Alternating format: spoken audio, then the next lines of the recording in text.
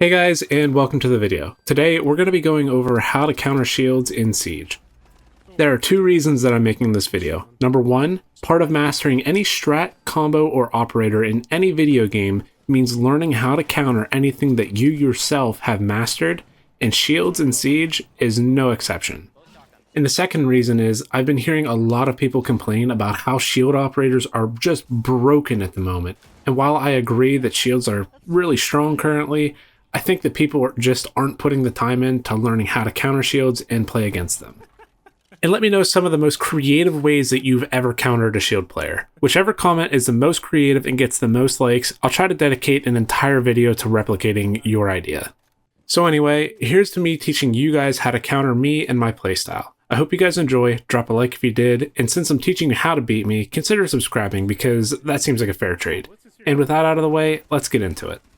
Now, before we get into operator-specific counters, let's go over some of the basic counters to shields.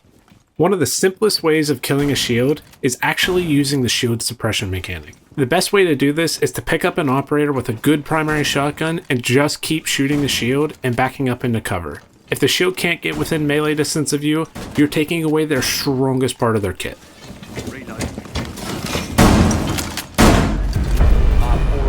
Now, C4s are typically one of the best ways to do a lot of damage to a shield player pretty quick, but the most effective way to one-shot a shield with a C4 is to have it pre-placed in a high traffic area and try and bait that shield into walking into the C4. Now, one of the trickiest ways of getting damage on a shield player is to use elevation differences to shoot over and under a shield. Everyone knows that you can shoot down a stairway to shoot a player in the head, but one of the underrated ways is to use a lower elevation in order to shoot the gap in between the shield and the floor. Now, everyone thinks that the only two secondary gadgets that you can use to counter a shield are impacts and C4s, but what if I told you that there are three other secondary gadgets that can help? First, and probably the most far-fetched idea, is the Deployable Shield. You can actually use the Deployable Shield to block a shield melee and then swap fast enough to back away to cover or to get damage on the shield player.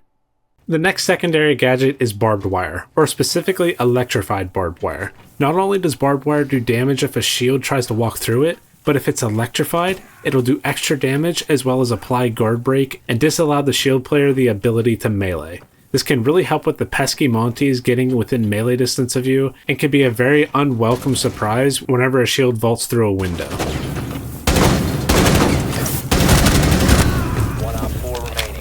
I think Barbed Wire is a super underutilized secondary gadget. It can definitely fall under the radar, especially when people are trying to bring 5 operators with C4s in order to counter the shields. Now, if you're wondering, this is what it looks like from the shield player's perspective whenever they vault a window into Electrified Barbed Wire.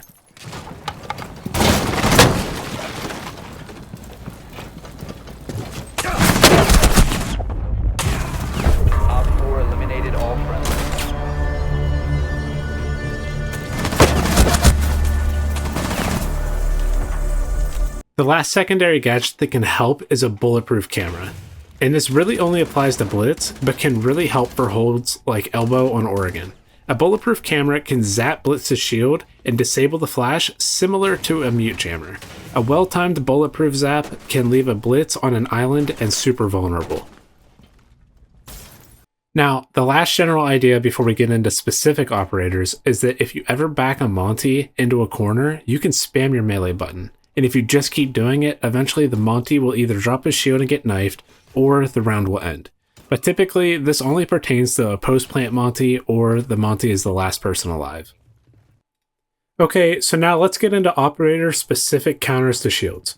The first group of operators that we're going to go over are the trap operators. And trap operators are typically the first picks that people will turn to whenever they're having a rough time dealing with the shields. Our first trap operator is Frost, and Frost can be used to completely shut down any vaults or rotates from a shield player by forcing the shield to either shoot the Frost mat or take the gunfight with the Frost. Another way you can use Frost is to put her mat at the top of a set of stairs to block a Monty from being able to push them, but be warned that a Monty can melee the Frost mat if you're not paying attention. Next we have Kapkan. Kapkan is a pretty simple one just by placing your traps on doorways to catch the shield player off guard. One way to take it to the next level on Kapkan is to play off your traps, and, like Frost, make the shield player pick whether to shoot you or the traps, or to take the gunfight with you. One thing to note about Monty is that he does have access to EMP grenades, so he can EMP the traps on the door. Just be warned that a Monty can tank all 5 traps if he walks through a door while he's looking at the traps. Wow. 4 last operators standing. Our next trap operator is Ela. Ela is an absolute blitz killer. Blitz has no way to get around an Ela mine without giving the defenders a window to shoot him. Yes, Blitz can step into an Ela real quick and back away to cover himself up, but a well-placed Ela mine that catches a Blitz off guard is super effective. Now, Ela is probably the weakest trap operator against Monty because he can completely defend himself from an Ela mine and just walk through it without consequence. The only way to use Ela against Monty is hoping he walks into one of the traps while his shield is down, or trying to catch him while he's chasing you with a pocket Ela mine. Monty's so difficult. Our last trap operator, and honestly, probably the best of all of them, is Lesion. Lesion is great for getting damage on a shield operator with hidden traps. Lesion is best used when his traps aren't just on the inside of a door frame. Put your Lesion mines in obscure areas that would take a shield operator time to get to where they are, and when they hit them, they either have the choice to back out or to take the fight with you. Putting your Lesions in places that a shield can take them out immediately just won't be effective and will not inflict any damage on the shield.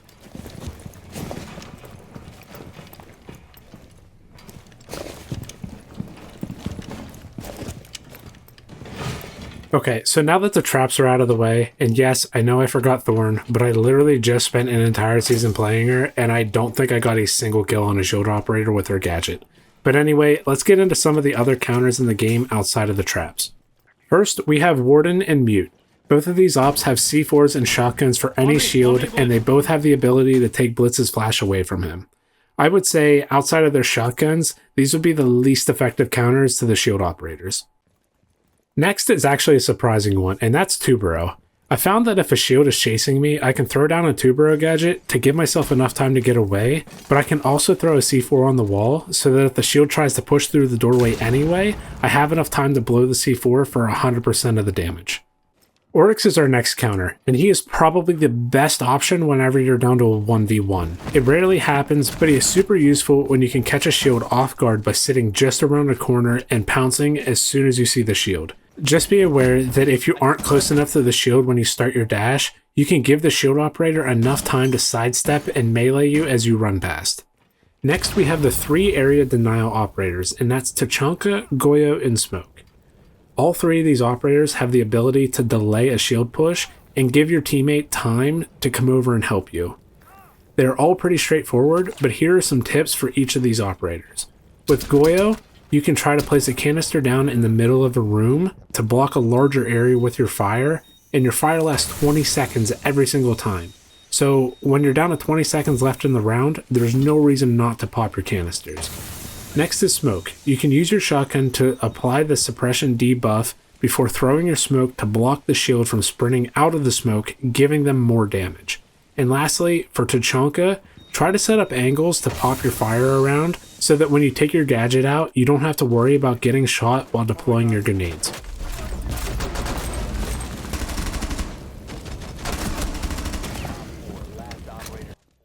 Our next counter is the Baldy who fights fire with fire, and that's Clash.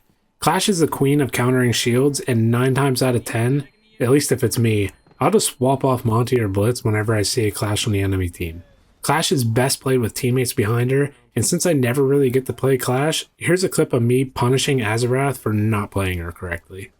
Lastly, and probably my favorite of this entire list, is Echo. Echo is incredibly useful for countering shields because he can apply the shield break whenever he wants.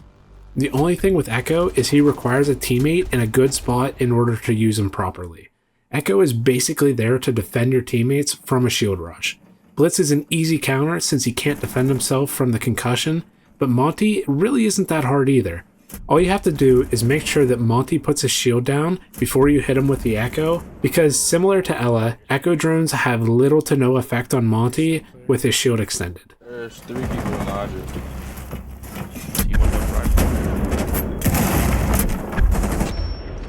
Now, for the final and key counter to shields, and if you take anything from this video, it should be this.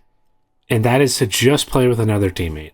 If you don't give a shield a 1v1, they cannot get a pick unless they're lucky. So just remember to call out where the shield is and back up to a teammate that you can play off of in order to not let the shield push up on you. And it's really that simple. It's just to not be that one person out and not give that shield a 1v1, because if you can play with a teammate, you're making the shield decide which 1v1 he wants to make.